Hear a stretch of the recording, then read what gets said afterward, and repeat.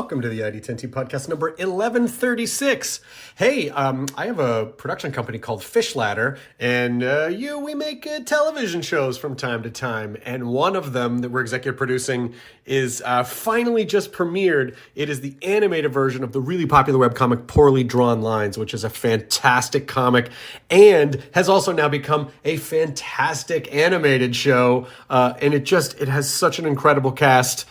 P.S. featuring frequent At Midnight and ID10T podcast visitor Ronald Funches is on there as well. So the show is great. I'm so excited about it. It is Thursdays at 10 p.m. On Cake, which is FXX. And it's basically like a short form animation program.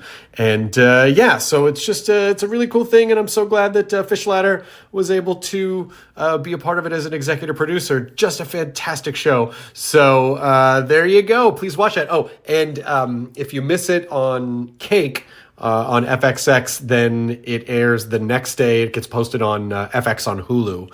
So there's already got to be an episode up now because it just premiered. So Poorly Drawn Lines, Cake on FXX and FX on Hulu. Please watch it. This is the corkboard now. Let's do the corkboard and talk about you, the ID10T community, events at ID10T.com. Like Chris and Tony, who write, we're a couple of friends that are obsessed with all things pop culture and the connection between people, events, movies, books, and more. So we created a podcast where we take two seemingly unconnected things in pop culture and explore what links them. Think 6 Degrees of Kevin Bacon, but across all media. We just posted our third episode, Weird Al Yankovic and Kurt Vonnegut. And we'd love for other pop culture nerds to check it out. Let us know what they think. Find The Pop Culture Connection on all podcast platforms. What a great idea. It kind of reminds me of that old show, Connections, where they take, two really seemingly disparate things in history and find out how they're connected. It's such a great idea to do that for pop culture. So thank you for sharing, Chris and Tony, and to everyone else, events at ID10T.com. This episode is David Yarovesky, or Yarvo, as I know him, my friend Yarvo, who is a fantastic director.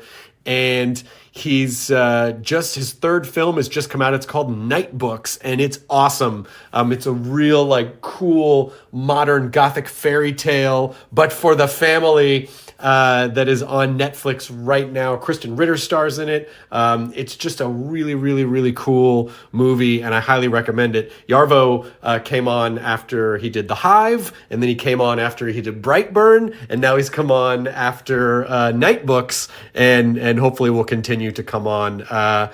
Just a really good dude and a great filmmaker, and it's really great when he comes on because, not only do we get to catch up, but also I get to ask a lot of questions about the process of directing and how it evolves with each movie. So you can watch Nightbooks on Netflix right now. I mean, you could right now, or you could listen to this podcast and then watch it, or you could watch it and then listen to this podcast, or you could do it both at the same time, because we've now figured out how to splinter our attention into multiple different chambers so that we can consume multiple things at the same time. So here you go. This is the ID10T podcast number 1136 with David Yarovesky, a.k.a. Yarvo. Roll the thing.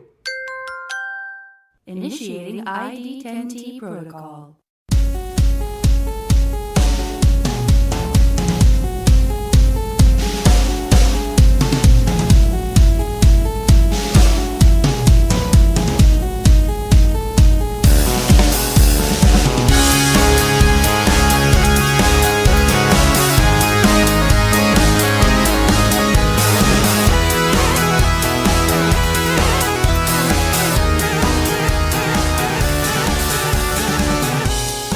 You know what I can't stop thinking?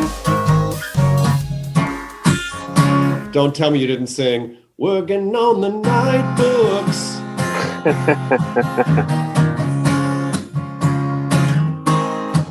Come on. I can't, ever since I heard the title for that movie, I cannot stop singing that in my head. Night books! Yeah, I remember. Yarvo, I don't peg you as a Bob Seger fan. Yeah, I'm not.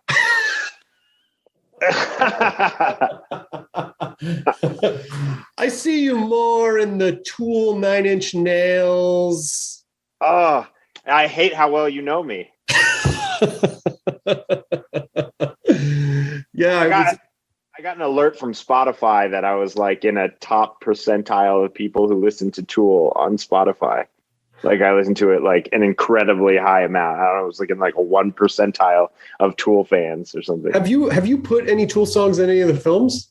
No. And I don't think I've really made a movie that would make sense to have Tool in, but I would love to. I mean, I would love to do something with that someday.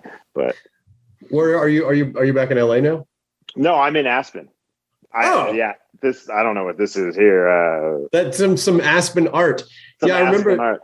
Yeah, there used to be like this huge comedy festival in Aspen that has been defunct now for like, I don't know, maybe like 15 years or something. But for the longest time, like Aspen had it was the HBO Aspen Comedy Festival. It was like the defining comedy festival. And I performed in it a couple of times, and I was shocked at how many art galleries a tiny mountain town could have. I mean, it's like art gallery. So many. Like, there's a lot of art galleries for a ski town.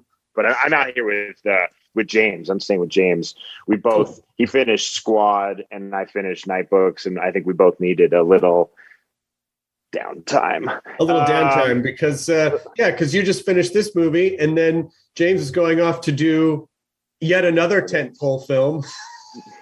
Yet another massive movie. So you take your downtime when you can get it, I guess. Well, you have to because it's so easy to just think you never can stop, because if you lose even a second of momentum, it's all going to fall apart. Oh my God. It'll never work again. I took a week. I took a month off. How are we going to? Oh, it's going to be fine. Everything's going to be fine. I don't have that disease. I don't have that thing that you're describing where I feel like, and maybe that's because, I had downtime. I mean, I had some time off between Brightburn and this movie, and I had downtime between the Hive and Brightburn, and you know what I mean? Like, so I guess I've just naturally, my flow has been that. I will occasionally sort of entertain the idea of like, it'd be really fun to direct a movie. I have some ideas. I've talked to Blumhouse about doing stuff. And then I feel like right when Brightburn came out and you and I were talking, and then I was reminded like, oh yeah, it's not just the however many weeks you're actually directing the thing. I mean, you sit with this thing for like 2-3 years, and that scared me a lot away, where I was like, oh, I don't know if I can just focus on this one thing for a couple of years. That would really freak me out. So yeah, it's an endeavor, and I know that every moment of the day that I can be I do things. I do things, and I regiment my time and my schedule, my eating schedule, my sleep schedule, and all that stuff, so that I can be just maximum available for the maximum amount of hours and to be as productive as possible for those hours. You know what I mean? Of course. So it is from the moment you book the job, like the race is on, and you don't know when you first starting out, you don't realize, but yeah, I mean, every day that goes by is another day that you could have prepped a scene. You could have had an idea. You could have pushed something. You could have pulled these images to share an idea that you had with this. It's like,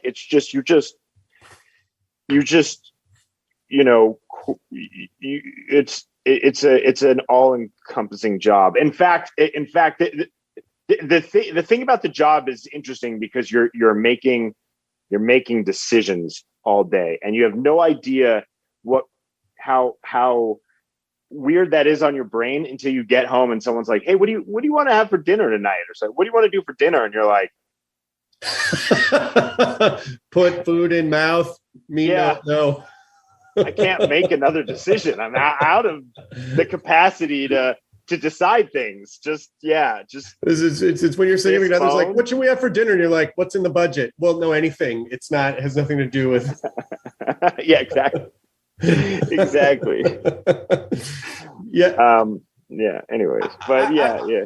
I find the other thing that seems interesting to me, or what I imagine is challenging as a director is, as a film viewer, we see like a finished product, but you have to see that in your head the entire time. You're seeing a set and people and how things might look in a room, and maybe they'll look good on camera, but every day you have to show up. I feel like the analogy that I think of is, it's like if every day someone said, here's some watercolors. Every day I want you to paint a picture, and it's got to tell a story, over a period of 6 weeks or 8 weeks or 9 weeks. But you have to just intuitively use roughly the same color palette so that it'll all match. It's like you have to, every day you somehow have to tone match as you get new ideas, as things come up, as you have to be flexible, and things that you shoot in 9 weeks. It's like, who fucking remembers what they did 9 weeks ago? But somehow something you shot 9 weeks ago has to match as though if you were watching it, that it just happened like seconds ago. And that is very mind-bendy to me. Yeah. You have a team of people who are helping you, and you still mess up. You know what I mean? I have a woman, on Nightbooks, who sat next to me the entire movie, and she's the person I talked to most. Of course, we were filming during COVID, so we were both in plexiglass phone booths and knocking on the booth and communicating by gestures and yelling and stuff. But she's the person I talked to most on the movie, and it's like, yeah, every day it's like where does the scene come from? Where's it going? What were they just wearing? How did they enter? Were they moving right to left? Were they moving left to right? But yeah, it's a lot to keep in your head, and you just, I think it's people don't realize, I think, what a craft it is, and you learn. I'm still learning. I love coming on your show. I really love coming on your show. And after every movie I've made, I've been on your show. Yeah. And 100% of the movies I've made, I've then immediately come to your show. And one day I intend to watch all of these back to back, because for some reason on your show, I'm fortunate enough to talk about my favorite thing, which is, how to make a movie, or what that process is like. And at the same time, every time I make a movie, I learn so much. So I'm looking forward to going back and listening to all of them and hearing how wrong I was, or how different, or what I've learned, and how I would roll my eyes at how, the things that I would say, the advice I would give on, the Hive versus Brightburn versus now. I don't know. It's just, yeah. And that's one of the reasons why it's so fun, to have you on too, because I feel like you're a wealth of information each time. And because I feel like, there's been this journey of you and the podcast and the films.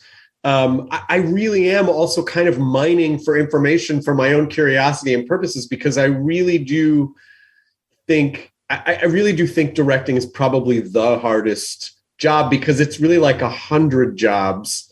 And even though I do forget sometimes, well, yeah, but you also have to be a skilled delegator, and you have to, know how to let people shine in the expert areas that you are not expert in. I don't mean you personally, but I just mean you as a, in the general sense. And, but still, you still somehow have to keep the broad vision of it intact, and have it planned, but be flexible and learn how to improvise, but also keep everything tonally. So if someone walks out of the room and they walk into another room, and then it's weeks later, that you're able to tell the actor, this is exactly what you were tonally doing. Or even if you did a bunch of takes, well, these are the different tones. So it's just a constant patchwork that somehow you have to keep all in your head and sew together and make it make sense, which I believe is why Lydia and I are so forgiving when we watch movies, and most of what we watch are horror and low budget horror and stuff. And it's fucking hard to make a movie. So it's so easy to go, this fucking piece of shit. Why didn't they fucking, it's like, you don't even know lazy. if they lost He's a whole lazy. day of film. You don't know it's so hard just to make a movie. So I really am fascinated by the process of it. Also, everyone assumes that every frame of the movie is exactly as the director intended. And there's no real benefit for any director to come out and be like, well, yeah, I lost this battle, or I didn't, you know what I mean? Or like, we ran out of time on this day, or we this or this. And like, the truth is that every director you talk to will watch a movie front to back, and they'll be proud of aspects of the movie. This is speaking generally about a movie. And then parts of the movie, they're like, oh, we didn't get there with that scene. Ooh, I wish I had another day to cut that or tweak that. I wish, I had that line that I wanted to give them, but I didn't give them. And then now I regret it.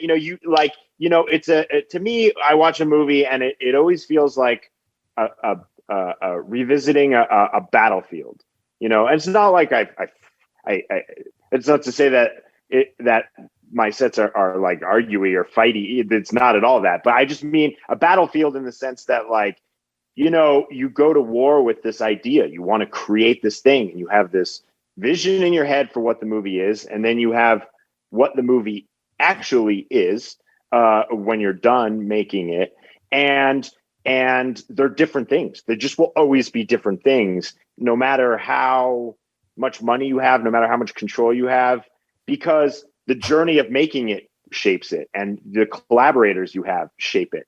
And I look at the movie, I watch the movie as a series of like, oh, that scene is even better than I imagined it would be. Oh, that scene did not become as strong as I thought it would be. And it's frustrating, you know what I mean? And it's sort of like that's the journey, and I think, the people I envy the most oftentimes, because I do think of myself like as an artist, like just growing up, I felt like an art kid, and I still kind of feel like an art kid. And I want to I get these images in my head or these stories I want to tell.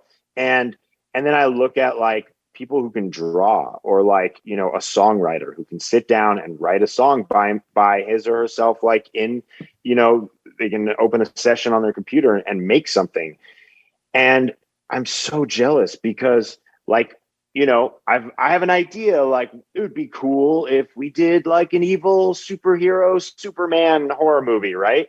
And from the moment I have that idea, we have to convince people to give us money. We have to convince, you know what I mean?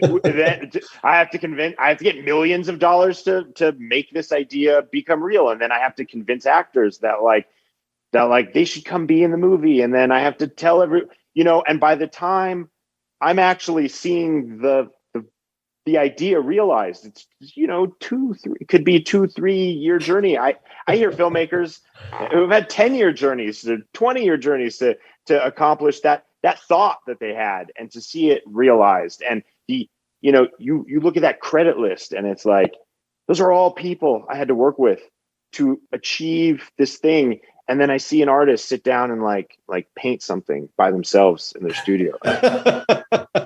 I'm so jealous. I'm so jealous.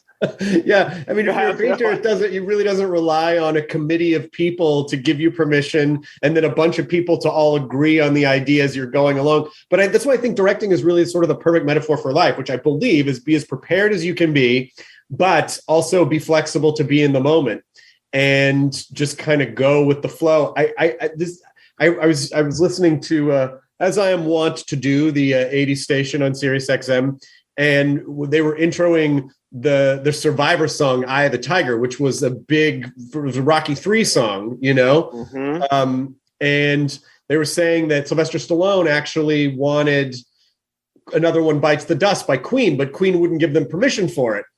And so it's like, oh, but Eye of the Tiger became this iconic song that was not only a massive hit in the 80s, but also very, very synonymous with Rocky and that, and would Another One Bites the Dust have been awesome? Of course it would have been. It's fucking Queen. It would have been amazing. However, because and I'm sure they were upset about it in the moment, they're like, well, I guess we have to go in another direction.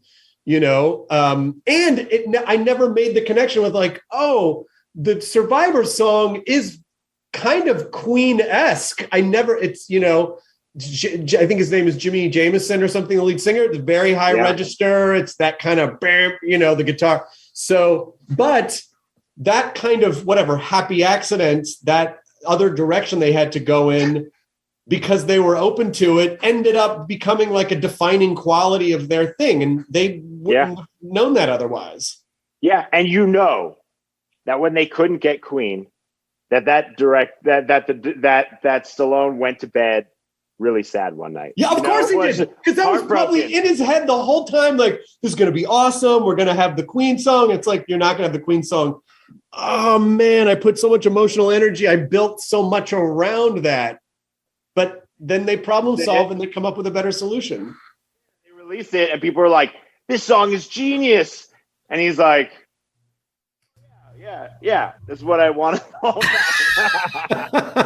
I thought you wanted the Queen. Oh, I don't think so. No, I don't remember that. No, I don't remember that either. I hope no one tells that story on a satellite radio station someday. But it is that sort of rigidity of our ideas that I think you're talking about too, where you can get so planted in an idea and you really think, but then how many times, when you go, oh, this one scene I thought should have been this and it wasn't. It's very often, unfortunately, the things you don't expect, which I think is good because it reminds you, like, you never know. So just kind of do what you can do and allow yourself to be surprised in either direction and just kind of try to go with it. The movie I watch when I watch my movie is not the movie you watch when you watch my movie. And it's not the movie that anyone watches. It's a completely different thing. I mean, you could get really philosophical about it and think about how every single person has their own unique experience and they see their own movie when they watch the movie. But it is specifically true that the movie that I watch is not the movie that you watch. When I watch it, I dream of moments where I can sit with an audience and for like 10 minutes get pulled in and just be an observer watching it. Just watch it through the eyes of the crowd and just enjoy it as a movie. But whenever I see anything I've done, it's you're watching it, you're analyzing it. Does it still work? You're remembering the process of making it. You see all the seams, you know that there used to be a line in between this line and this line, and you wonder, was that the right choice to remove that line? But yeah, I didn't need that piece of information in this scene, and so there's so much. And also, I've yet to make a movie that I haven't had an incredibly intense emotional connection to. I had, this movie Nightbooks that I just made, I made it. It is not a hard R movie like previous movies I made. It is a family friendly movie. But it is weirdly even more personal than any movie I've ever made before. It is. I was going to ask you about that without giving too much away. It's sort of like these ideas. I mean, I think it's okay to talk about this. We won't spoil anything, but it's like that sense that I think a lot of artists feel, writers, whatever, like, you got to write for your life. Like, you're writing to save your life. And then there's always a critic who's like, every time the kid's stuff would get criticized, I'd be like, oh, that's the internet. Or that's that's a shitty teacher who told someone, like, that's dumb. How do you not know this or this or this? It's like, it's the internal monologue that I think almost every creative person has with themselves. And so I do see it as this really kind of great, Gothic classic horror fairy tale, but at the core of it, it really, to me, was really about the artistic struggle. Yeah, it is. It's very much about exactly. I'm so glad to hear you say that. I've talked to so few people who've seen the movie, and yeah, I mean, it is. I read the script and was like, okay, that's weird. This is describing me as a kid and it was like, I think in the original script, by the way, I think in the original script, I think it said he wears a Freddy shirt. And I was like, I wore a Freddy shirt to school every day. And then when we were looking into it, it was like a legal nightmare to get a Freddy shirt. So I wasn't married to a Freddy shirt because I wore Jason shirts and Michael Myers. I just wore anything horror. But so he's wearing a Michael Myers shirt, right? When you first meet him, and his room is full of, horror memorabilia and Fangoria magazines and all this stuff. Posters. I think I maybe spied a People Under the Stairs poster for like a half a second. Oh yeah, there's a People Under the Stairs. Wes Craven shout out. There's a Dead Alive poster, which I was very excited to get on that wall. No, there's a bunch of really cool posters on the wall, but like, that literally was me. I have a picture of my room growing up, and I, as I started going through the movie and realizing really what it's about, I started to go, I know this story uniquely. Like I was teased, I was bullied. Man, I was bullied for just looking different, looking weird. People were scared of me. They thought I might, they didn't know what to think of me. They thought I was weird and scary. And I don't know, they thought I like cast spells on them or something. It was like, but it's a weird time for kids, I there's just a lot of pressure, I think, nowadays, and I worry about creatives and the pressure on creatives, like being a creative kid, being a weird kid. I have friends who were weird like me, who were creative like me, and they did not pursue the creative path. And there's a little piece of my heart that is sad for them, because it's I don't know. I want to encourage. Anyways, the point. All of this is to say that I really wanted to make a love letter to this next generation from a kid who went through it all, who got bullied in every way you can get bullied, and I wanted to say, it's keep being weird and keep doing your thing, because it's magic, and I think that's what the movie is. Yeah, and you kind of, and you make the point in the movie too that like ordinary's boring, like if you're being like everybody else, and which is so funny because I feel like when we're young, we're so compelled to try to fit in. But it is those sort of offbeat qualities. And me, it was my obsession with, sci-fi and horror, but mainly stand-up comedy. And other kids weren't obsessed with stand-up comedy. They weren't quoting Steve Martin and, every comedy special that they saw. And so it was weird. It was weird. And, but those things were really the seeds of like creative inspiration that would take root and fruit later on in my life. But how could I know that as a kid? I just felt like, oh, I don't understand why I don't like sports, or I don't know how to talk to other kids about the dumb things that they talk about. I don't, what's wrong with me?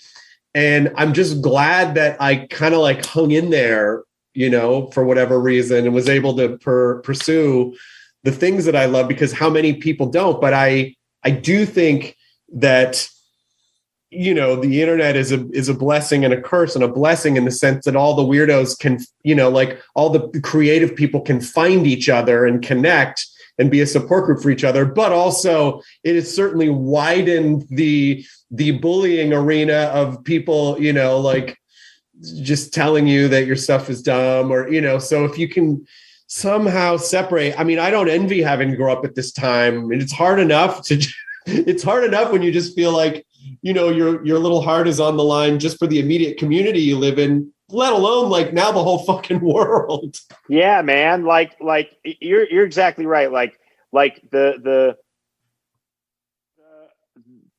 Fangoria magazines and the horror stuff just color on a universal experience. Like you and me are connected in so many ways in our experience. We had such a similar, just in the way you talk about it there, it's like we had such a similar experience. And I know so many people like us who had that experience. I growing up, I a lot of musician friends, and they couldn't talk about football and stuff because they wanted to talk about Nirvana, and they wanted to talk about Nine Inch Nails and Tool and stuff, and break down that music, and their posters were covered up.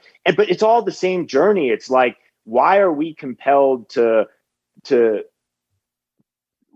we found something in the world that we're just obsessed with, and there's something in it that we love, and we wanted to understand it. Initially we just wanted to understand it. Why did Freddie scare me? Why did this joke make me laugh? Why did this you know what I mean? And then as you get older, you're like, I think I can do this to someone else. You're like, for you, I imagine, I think I can maybe make someone laugh. I think I can scare the shit out of someone. Or tell them a story that they can connect to in some way. And I want everyone who right now is obsessed with something to just follow that, to just like get good at it, to know it, to like blow the next generation's mind with some piece of art that or some story, some joke that like makes everyone laugh for a year. Like, please do that, and don't give it up. Well, don't lose it. Yeah, this is something I feel like I said on a recent podcast, but I want to repeat it as much as I repeat myself. But I want to repeat it because I've had a really interesting journey with it, which is,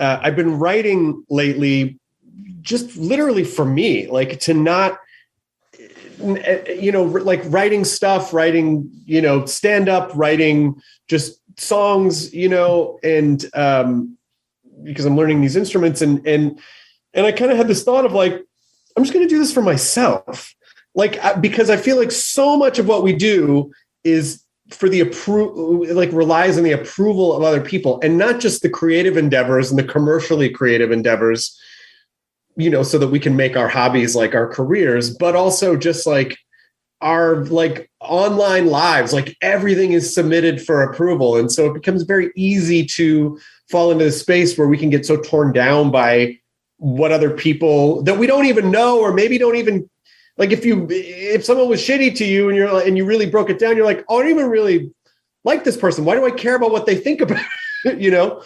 This is famous Stoic line of like, why do you put more stock in other people's opinions that you wouldn't normally care about over your own about yourself?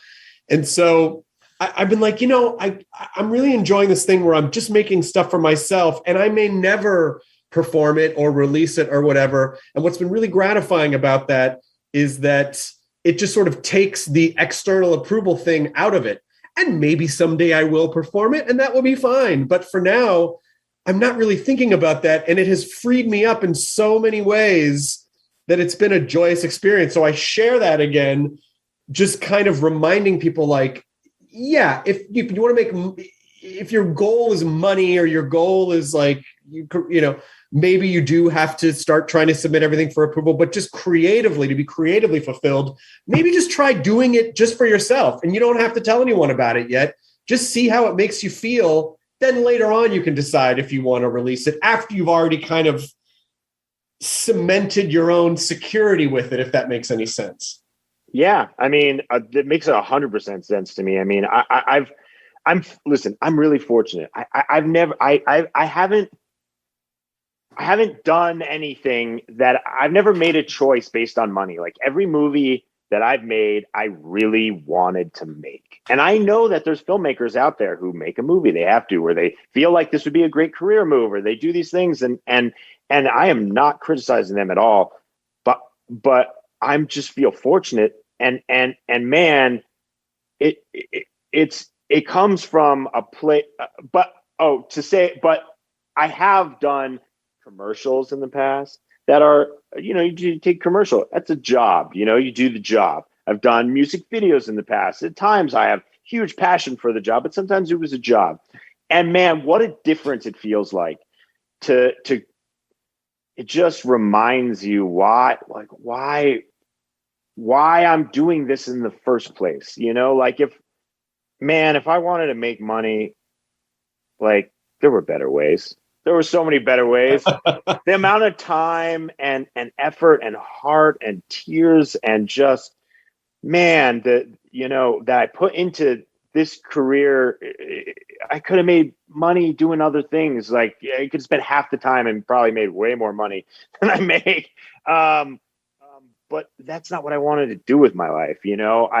I knew that the only thing that would make me happy was telling stories.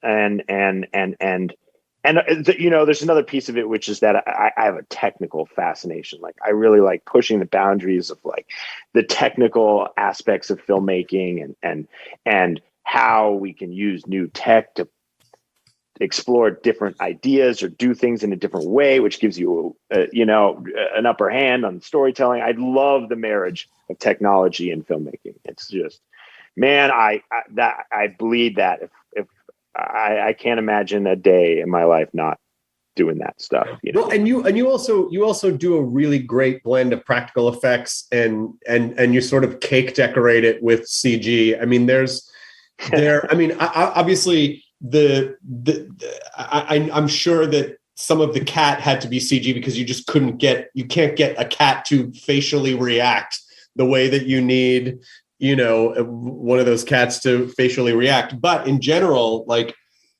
there's a character that turns up at the end of the movie that's like, holy shit, what a rad, like there's such cool like makeup effects. And there's really great creature work in this movie too.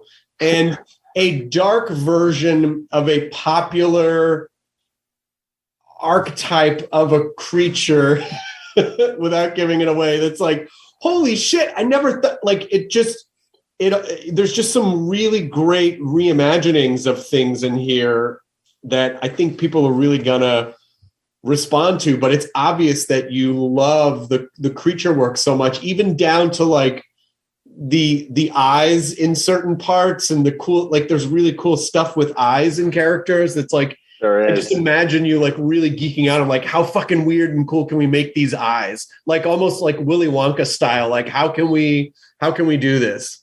Yes, that is true. So K&B did our our practical makeup effects, and they did an incredible job. And then Mr. X did our visual effects, and they also did an incredible job. And I coming into this movie, one of my personal goals was to create.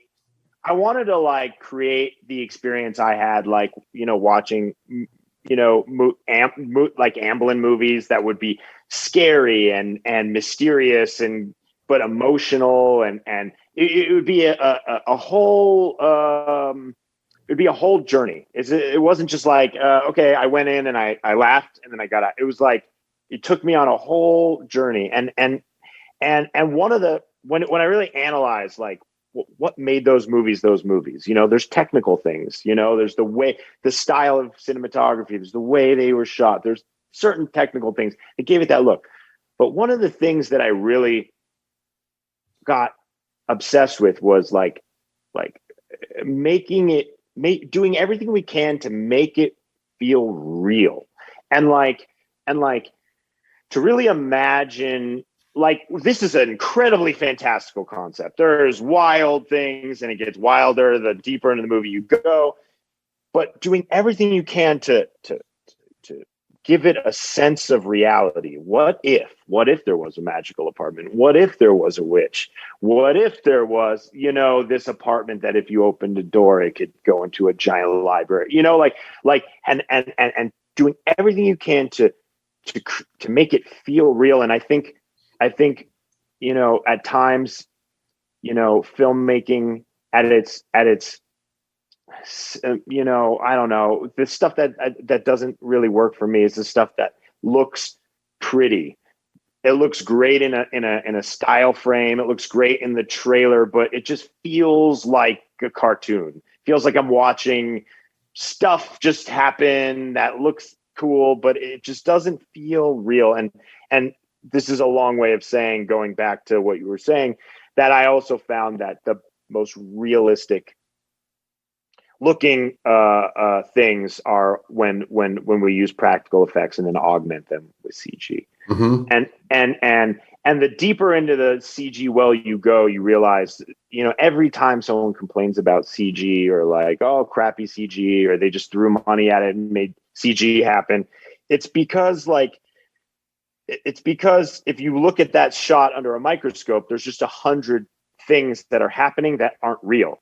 The skin is like shiny and no one's skin is shiny. There's like, the light goes into your skin and bounces around, and there's subsurface light scattering that occurs that you don't even think about when you look at it. But suddenly that's a thing. And what your eyes do, the rate at which your eyes move. Sometimes you look at, CG characters and their eyes are moving too slow or too deliberate. And it's like, so the question is, how real can you make it, and how much can you make the audience feel like they're really on this journey? Because you're taking people on a dream. You're like, this is this dream state, and that person is sort of seeing these shots and assembling a story in their mind. And like, so much of it is like, you want it to feel real. You want to be taken to these places, and you want to feel the threat, and you want to fall in love with the characters, and you want to do those things. And so I don't know. I think there's that focusing on that was a mantra of mine, and also just trying to find ways to use both and just make the most convincing encounters with Lenore, the most convincing encounter with that shredder creature. I don't know.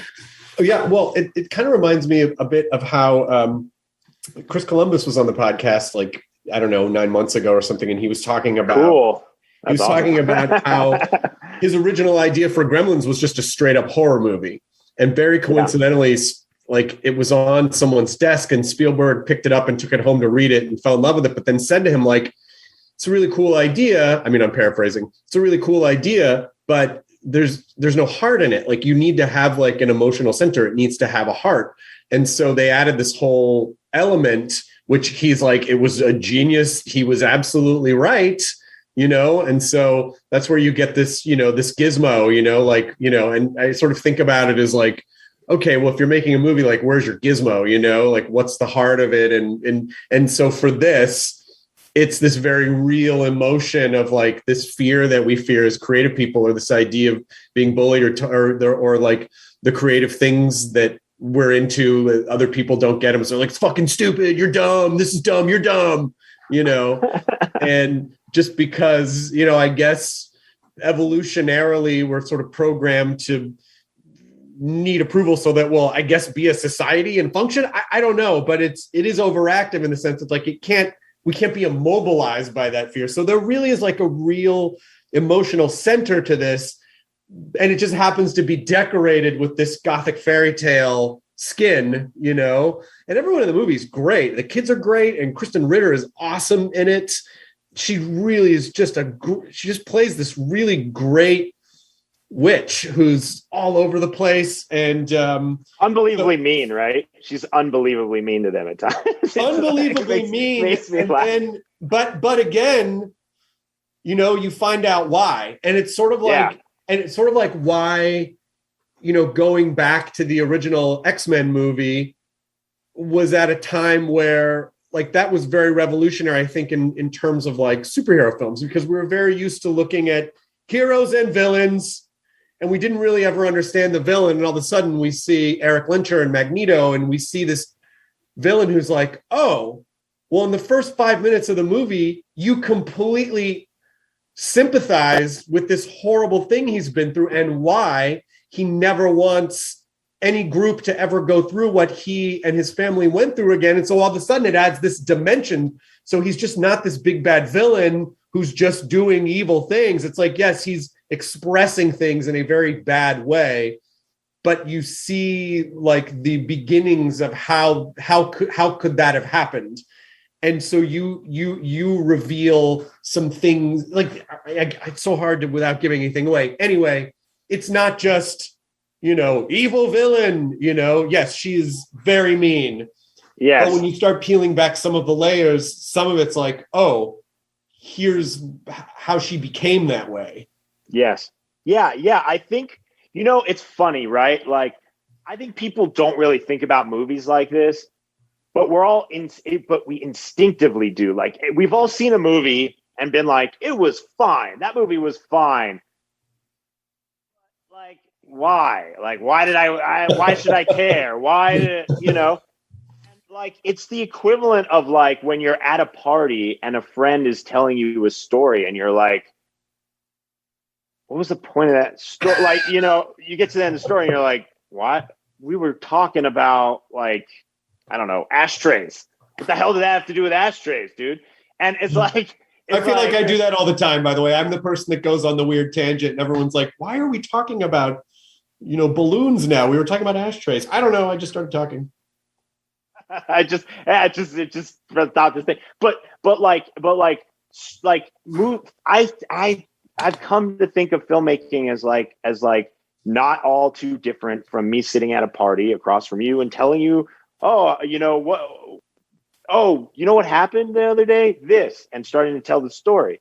And like the more believable it is, the more you can get pulled into it, the more surprises, the more twists and turns in it, the more you might get pulled into the story.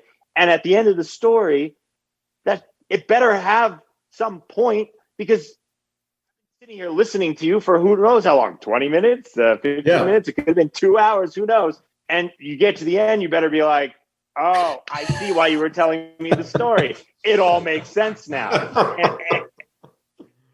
And that really, like, those are like the basic fundamentals of movie making that often get overlooked for, it looks great, it sounds great, there's cool stuff, oh, that one action sequence kicked ass, but it's like, why'd you tell me the story in the first place? And I think that's where you're getting at with what Spielberg was tapping into with Gremlins.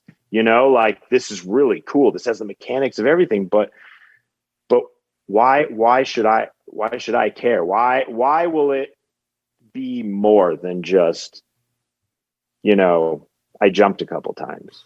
Yeah. And like the thing about the party is that, yes, people are paying you in their time and attention, but then you're making a movie and then they're also literally paying you with money. I mean, I guess it'd be like if you went to the grocery store and you spent 90 minutes in a grocery store and you paid the clerk $100 and you left without any groceries. It's like, what did I just spend? Like, shouldn't I have something to take home? I spent a lot of time and money. Well, sorry, fuck you, too bad, Yes, 100%. And everyone has a bunch of stories in their life that they tell over and over and over again, right? They have like their collection of stories that things have happened to them or whatever. And those stories they've been a filmmaker with. They've shopped. They've told so many times that they realized, oh, this part gets a little long. They've cut it down.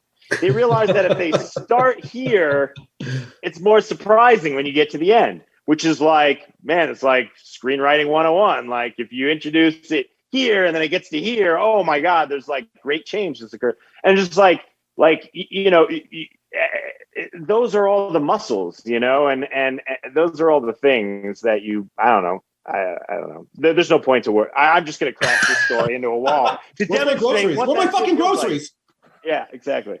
No, but you're right. I mean, it's like we are a storytelling species, like this is how we understand things. This is how we convey things. Stories are how we survive, and how we pass on information. So how do we, when it's quite literally your profession, how do you do that in a succinct way that conveys all of these things, but without over conveying? It's simple enough, yes, but also addresses like complex. And I don't know. I mean, I do think there are some innate parts to it, but then it's also just like practice. And going back to the thing about it can take you 2 or 3 years to make a movie.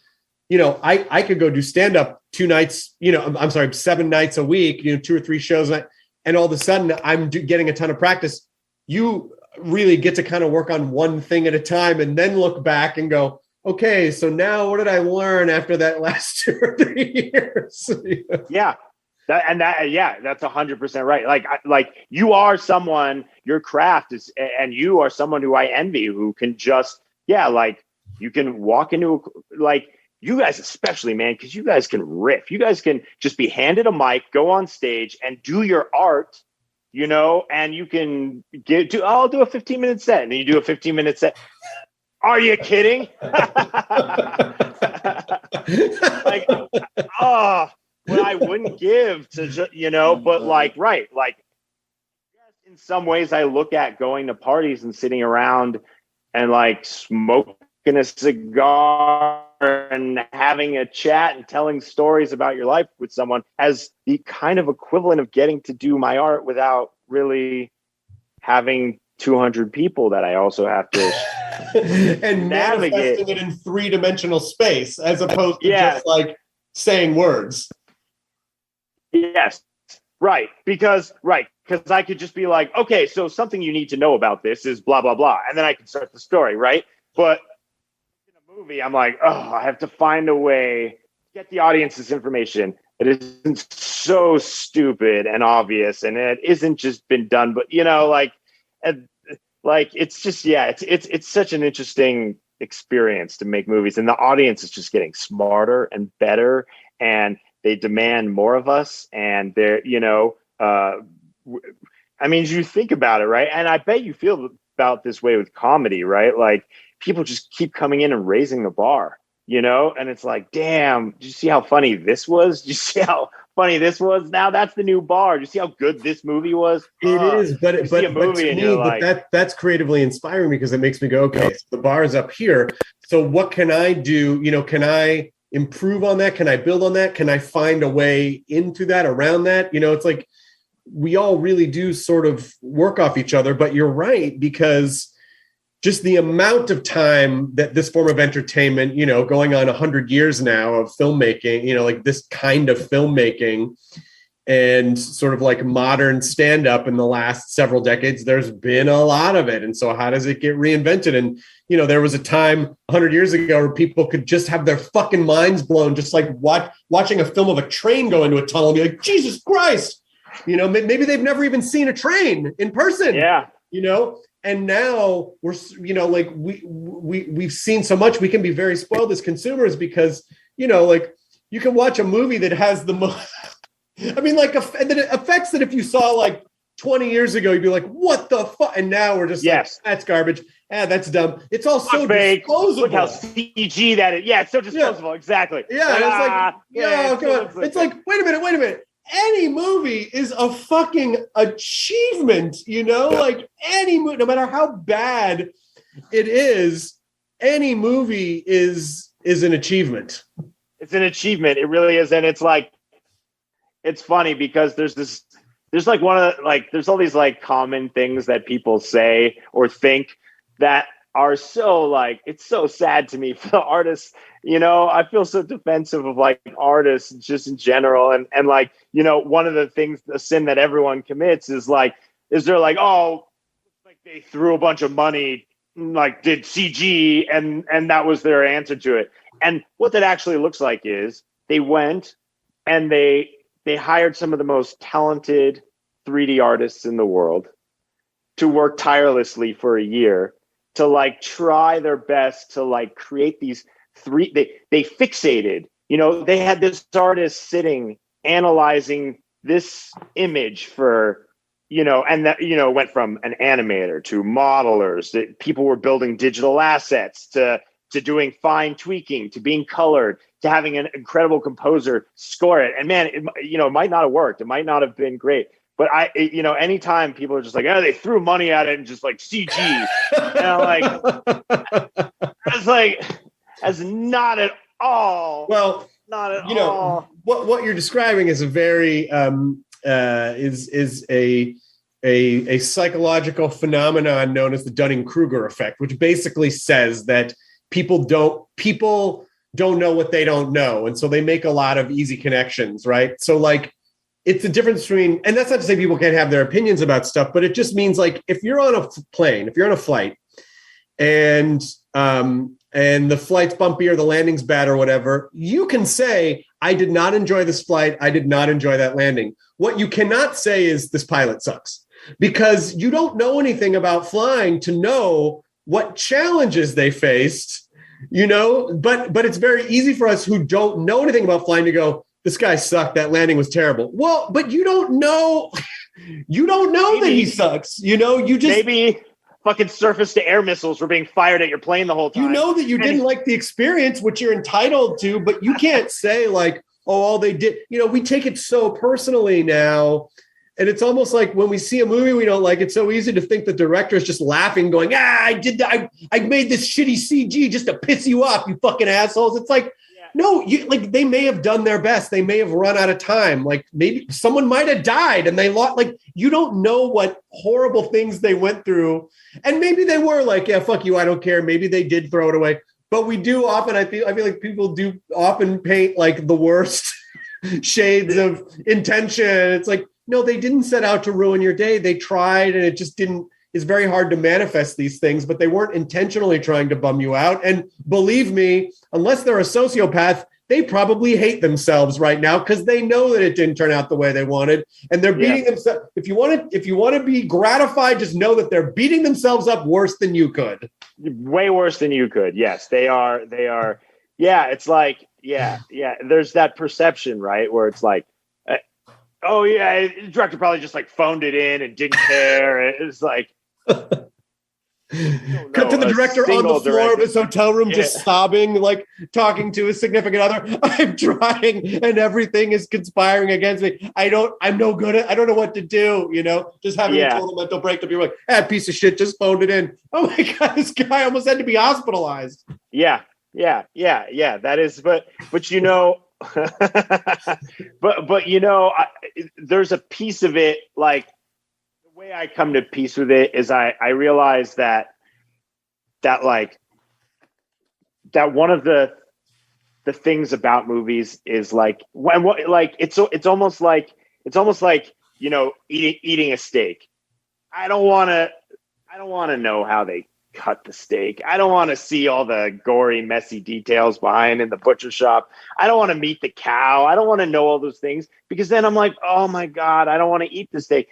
So it's like there's a certain magic to being like, I don't know, maybe that guy was late. Like, maybe it's okay that the audience sort of thinks that of us, but I feel compelled. I just feel defensive of artists who are, these guys, especially CG artists, man. No one gets crapped on harder than CG artists in this town. On Twitter, there's like, oh, this shot looked terrible. And, there's a CG artist who's, they're not, it's not like a big movie producer. It's, it's someone who has a job, who went into their studio and worked, they went into the shop and they worked really hard on it. And they're like, that's my shot. And they did the best they could with what they had, Yeah. And they're probably really, really, really good. And oftentimes what you find is if you talk to that artist, they tell you, yeah, I told them this wasn't going to work. I knew this wasn't going to work. Oh my God, you're so right. They all the time, they're like, yeah, like I told them, but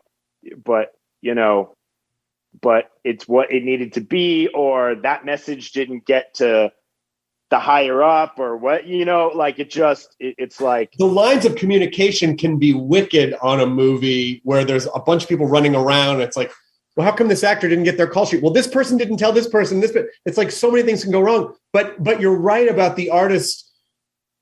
Maybe they submitted something else and it was, like it would have looked cooler. But I always think about how the same person has been cutting my hair for like 25 years.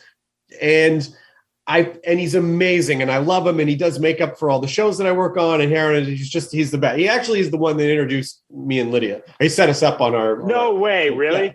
Yeah, he set us up on our date, Sean. I love him. He's the best.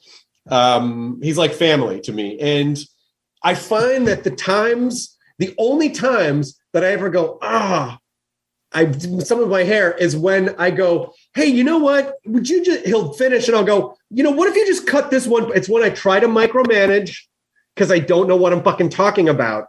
And he did it great. And for whatever reason, in a split second, I was like, oh, I want it this other way, because in my head, I don't know enough to know what I don't know. And I don't know how to manifest things, but he's very sweet. So I'll go, okay. And so he'll do it. And I'll go, oh man, it was better before the way you did it. You know what I should do? And I constantly say, like, I think I'll just trust you to do what you are an expert at doing. Yeah. And how often we just need to, and it's not to say that we can't ask for things or try to craft an image together collaboratively, but oftentimes, like, you know, it is like let's just trust the creative people that we hire, the experts, to do what they do, because that's what we want. When we are hired, we don't want like a studio person going, oh yeah, this is good, but can you make those walls orange? Why? I don't know. I just like the color orange. Well, but that doesn't have anything to do with, you know, please let me do it the way that I wanted to do it. I promise you hired me for a reason. Yeah. Yeah. 100%. Yeah. It's that. And it's also bad. It's like, and this is something that, you know, there's no perfecting you, but there's only getting better at, and it's how you give notes to people. And that's not just directing. That's like, right. If you were like, hey, you know what? Make the front shorter. He'd be like, in his head, he'd be like, why the fuck am I making the front shorter? But what's really happened in your mind is like, I saw this photo where my hair was, you know, where the sides were longer and it looked better, or whatever it is, you know, and that might not be the case, but you know, or like, I liked how when it was short, it went this way or something. And so you're not really, you're sort of trying to treat the cause, and in effect, you could actually make your hair look really stupid. Whereas if you're like, make my hair look cleaner, or make this look tight. Does that make any sense? Absolutely. Absolutely. Like you wouldn't, you know, if someone was, you know, like if an artist was painting something, or even if it was like, oh, you know, I'm having some work done on my car, and then you went in and you tried to tell the mechanic like, oh, could you just do, and you didn't know what you were talking about, you're probably going to fuck something up, because you don't know, again, you don't know what you don't know. So there are probably 10 reasons why the thing that you think would work doesn't work, because you don't know how it works. And so, you know, now I kind of just let him do whatever to my hair he wants. It's like, you know, I'll go, oh, maybe, you know, I wouldn't mind having a little longer. So then he does what it does. And I'm like, oh, it looks fucking great. Yeah. I trust you. You know what you're doing. I don't know. So just, I appreciate it. Yeah. 100%. Yeah, no, there's, you know, that, by the way, that's in everything. That's not filmmaking. That's just it's a way that people manage other people that like often just leads to disaster, right? Because you hire someone to do something that you're not good at. Like I couldn't animate a shot, right? But I can get a shot and I can be like, oh, I wish he lifted his leg a little bit. You know, like when I get mad, I do this, you know? So then the note comes through to him and it's like, lift his leg a little more. And he's like, what does that even mean? Lift his leg? And he's like lifting his leg. And what I meant was, when I get mad, I'm like, I'm mad, you know, like I like that there's you know, so what the real note is like make him move his body in a way that is expressing, you know, frustration, you know, like that thing you do when you're frustrated, you know, and that's the note. But sometimes the note just that gets received is make him move the arm more. Yeah, because what does that mean? Telephone, where someone, it's like you tell one person, and then by the time it gets to the artist, it's like, make him turn his head. What? We were talking about legs. This is about frustration. So you're right. It is about clarity of notes and stream of communication. Yeah, and that applies to everything, you know, like make the presentation shorter, you know, is better than like, you know, then that, because if you're like, this presentation needs to be out and we need to give it to them, I'm worried these guys have, you know, short attention span, so, you know, we should just tighten it. Find a way to tighten it is a much better note than being like, cut this line and then cut you know, just like getting into the weeds of like pulling word. Don't use run-on sentences or something. It's just like, no, but also the other constraint that you have as a director is you're on set, you're shooting, you're working like 16 hours a day. You don't always maybe necessarily have the time to explain the whys of things, or like really sit down and go, okay, so for this one shot that's like a second and a half long, and this comes from a thing. So it's like, then on top of that, how do you manage and organize your time, which is a whole other, you have this limited resource of time, it's like time, quality, and budget. There's three things, but you only ever get two, you know? And so how do you, every movie wants three, but you only get two. Yeah, it's true. I mean, that's why I said there's no perfecting it. I mean, I get better at it. You know what I mean? But I am imperfect. I've given a bad note many a time. I'll give a note to VFX, and then I'll see the next iteration of the shot, and I'll be like, okay, I see what happened here. What I meant was this, and I see that I created a whole web of confusion with the note that I gave, and it's a craft, man. It's like, it's a discipline. It's like, it's something you never be perfect at, but you try to learn everything you can. You're just like, yeah, but it's also being able to sort of brush your ego out of the way. And then when you get stuff back, that's not what you had in your head, not immediately going, well, this person didn't know what they were doing, but saying like, okay, did I not convey, like, was there something that I could have done to have made this experience better? And how do I improve on that? And listening, and, but I also can understand why sometimes that can be tough when there's a million things floating around, and you have to get a certain number of shots done in that day, because tomorrow you move locations and you're not going to be able to come back. So how do you juggle all of that? Yeah, no, it's high stress, high stakes situations constantly. And, it's an interesting experience making a movie, because you're just like, if I don't get this scene, listen, I think this changes the higher up you go. If I was making a $200 million movie, this may not be the case. This wouldn't be the case. But I know, even in the budgets that I'm at now, which get bigger in every movie I make, but I still feel that pressure of like, if we don't get this scene, it won't be in the movie. Mm-hmm. If this doesn't work now, it won't work. And so, right. It's like, so there is that, that's what adds the stress and the pressure is working against the clock that kills you at the end of the day, that kills your scene, yeah. What did you learn? So as we're kind of winding this down, what would you say that what's your takeaway learning experience? Like, what things did you learn from Nightbooks? Like, as this is your third movie and they get bigger and bigger budget wise and, more involved, what was your takeaway from this one? Well, this one was incredibly unique, right? We went and did it I went June last year. So early COVID. Oh, wow.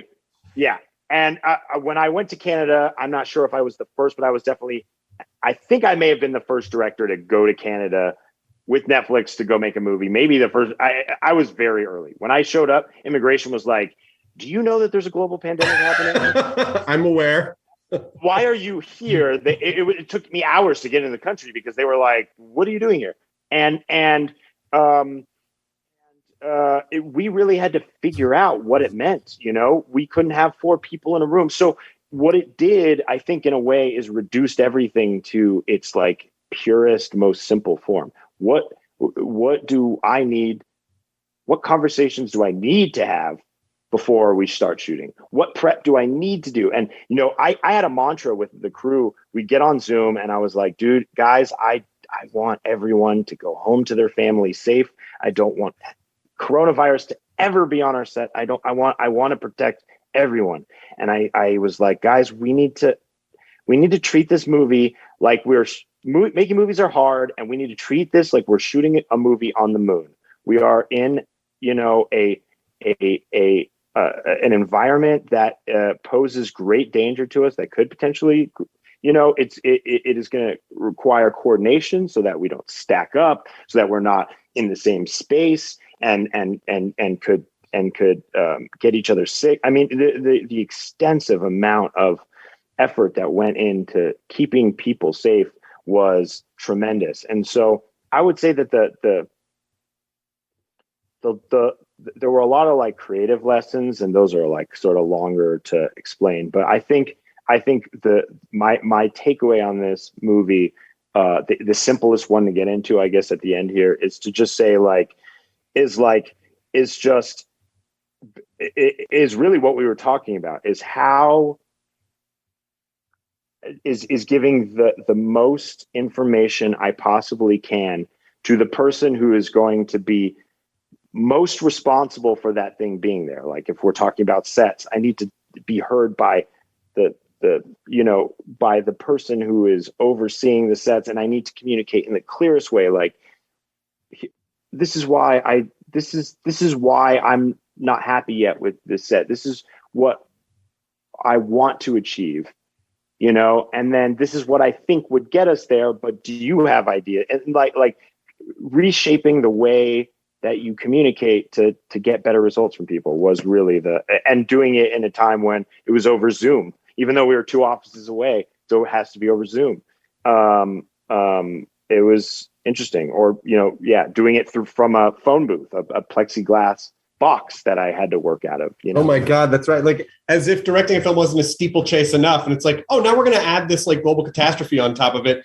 And all these rules where people's lives literally are, it's like you have to, I mean, it's like, obviously the stakes always feel big, whenever someone's entrusting you with money and reputation or whatever, but it's never life-threatening usually until, 2020. And then it's like, oh, and on top of that, the world is also dangerous. So it's like, and there's kids on air set. Can kill you. So there's kids on set. There's children on set. You know what I'm saying? It's like it's already high stakes, and then you're like, there's children on set. Like, please wear your mask.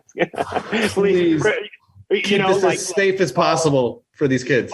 Keep it as safe as possible. Like we need, And so, I am proud of everyone involved in this. Netflix, the actors, the crew, everyone. We kept people safe. No one ever got coronavirus on our set. And I like, that was a big accomplishment, for me personally. And I think we made a movie that all of us are really proud of and excited about, because it's so different than family movies, than other family movies, and it has a lot of heart but I'm just mad because I know we're wrapping up, and I really wanted to talk to you about that thing on Instagram that you posted yesterday. I don't know. About the baby? I am so happy for you, dude. I can't tell you how glad I am to be able to talk about it. Like because Lydia, we're recording this in late August. And so, but I think this podcast isn't going to come out for about a month, because Nightbooks comes out September 15th on Netflix. It does. Watch it. And so, we've known for a few months, and we really just told really just our family and a few people, but we just kind of were getting through the process, making sure everything was okay. And I was totally following Lydia's lead on everything and how she wanted to handle it, and message people, tell people, or whatever. And so but it's just great to be able to talk about it. And it is incredible. Like, it really, that cliche thing that everyone tells you, oh, you just won't. It's because there's literally nothing to compare it to. I don't know. It's just, I think I wrote this on Instagram. You didn't ask all this, but I haven't been able to talk about it a lot. No, I want to know. But that thing that I posted on Instagram, where I was like, one of those first ultrasounds where all of a sudden we just see this little gummy bear wiggling around in there. And it's like, oh my God, like, it was remarkable. And it was one of the most incredible and perspective shifting experiences I've ever had, because number one, really just the miracle of nature. Like the thing that this is a thing that happens. And for, tens of thousands of years, this is how humans have, propagated and existed or whatever. But it's still so surreal. And so like, oh my God. So these two little cells came together, and now there's just this thing that's just rapidly forming. And I don't know, in this moment, I really just felt like, oh, nothing else really matters. You know what I mean? Like all these other things, these, and I love to work. Careers yes, it's all fun. I love stand up. But all of a sudden everything else just kind of melted away. I'm like, no, this is really the most important thing. And I felt really happy and peaceful about that. It felt amazing, and it feels amazing. And, that's not to say, we're not going to sleep much for the next several years, but that's fine. Like, I don't sleep great anyway. That's the job, dude. That's the job. Yeah, but it just like, I don't know. I imagine people who've listened to the podcast regularly sensed something was up because I've started asking people kid questions. Like, oh, you have kids. So what do you, because now I'm just trying to absorb information to just be like the coolest, best parent I can be. So yes, I appreciate that you.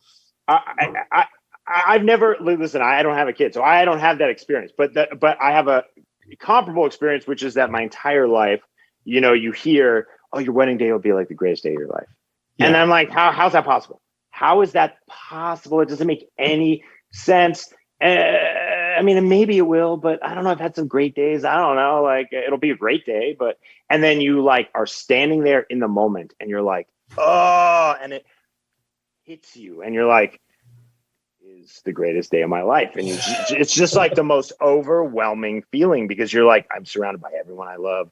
I'm going to marry the woman I love. Like, you're just like, you can't even speak. And I often hear parents like yourself, like hearing you describe it, it sounds so much like that experience.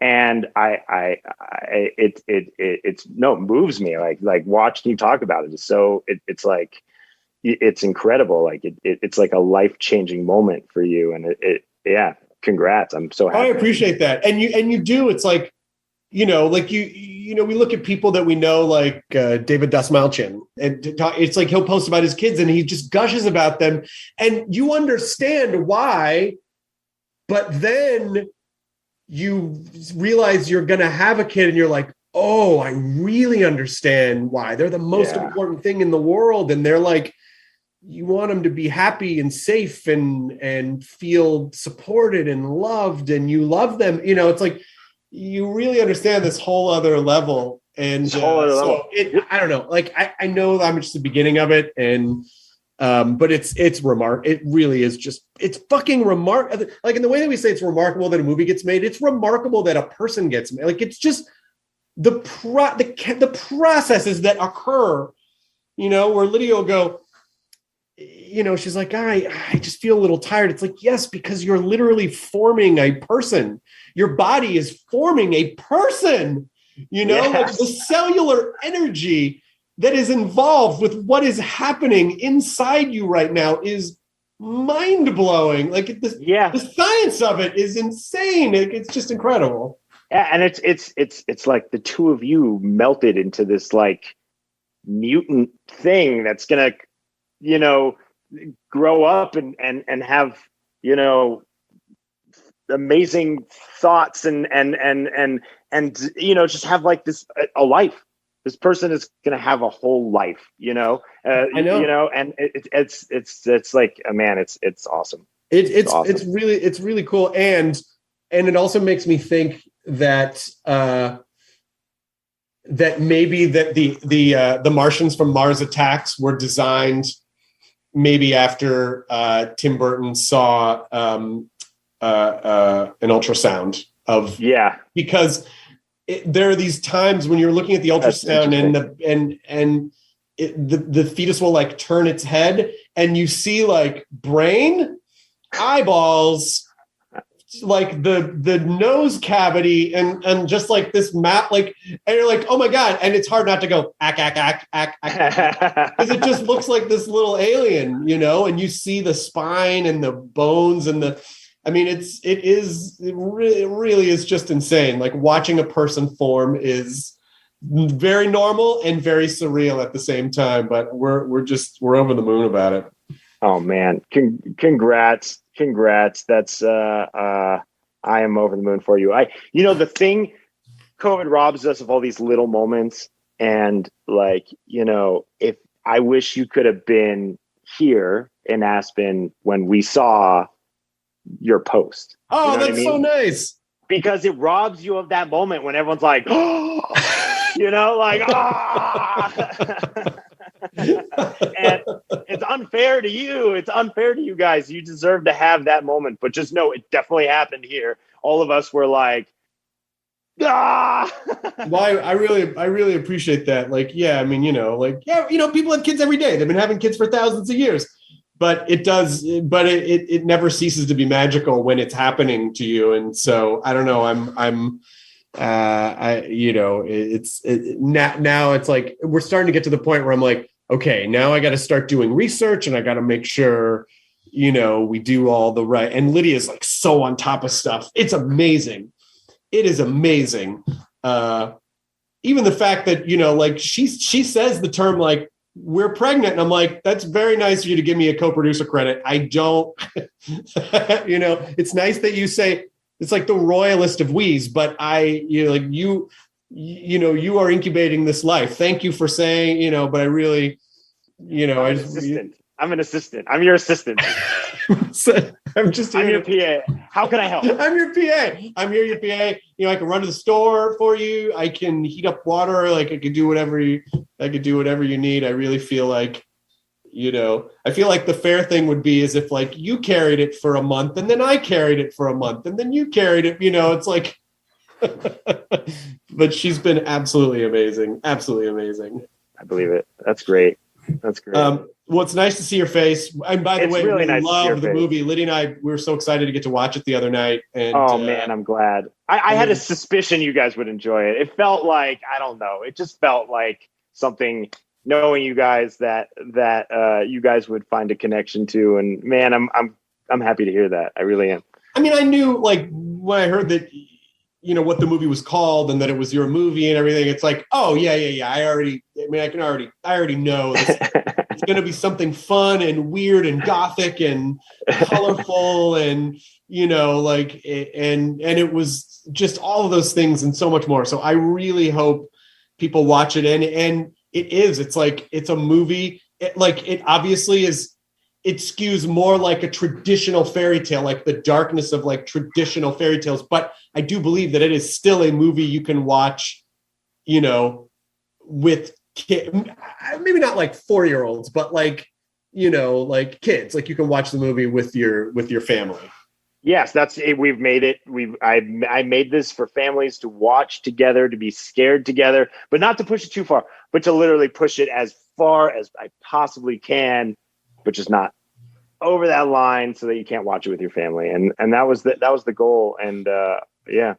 I mean, yeah, like Gremlins was a family movie, but it is terrifying in places. Like I wouldn't show Gremlins to like a small child because it's like there are fucking scary gremlins in it that are doing scary gremlin shit. So, I would still say that it is a family movie, a family Christmas movie, Yeah. We talked about Large Marge, and how scary Large Marge was when we were making the movie. We talked about like, Roger Rabbit, like the end of Roger Rabbit when his like eyes fall out and he's got like cartoon eyes under. He starts talking in a high pitched voice and he's like, "When I killed your brother, he just like, oh my God." That's so scary. That scared the shit out of me when I was young. Oh, and how sad when they melt that sweet little pair of shoes in the dip, heartbreaking. Yeah, and I wanted, I wanted it to feel like that. I wanted you to really be scared and really have your heart broken, and I didn't want to pull the punches. Well, excellent job, congratulations, and thanks. I look forward to doing this again after movie number 4. Which me too. I look forward to it. Do you even have any idea, or are you just kind of sitting for a minute? I'm writing something right now that I think is really cool. In between Brightburn and this movie, I wrote something else that I'm also setting up. And I don't know. But the future is unwritten. And I always feel like until I'm on set, I don't trust the movies really getting made. So I'm looking forward to seeing what the future brings. Honestly. Well, thank you for another wonderful conversation, Dave. It's so good to see you. It's great to see you. And now I say the end. ID10T scanning complete. Enjoy your burrito.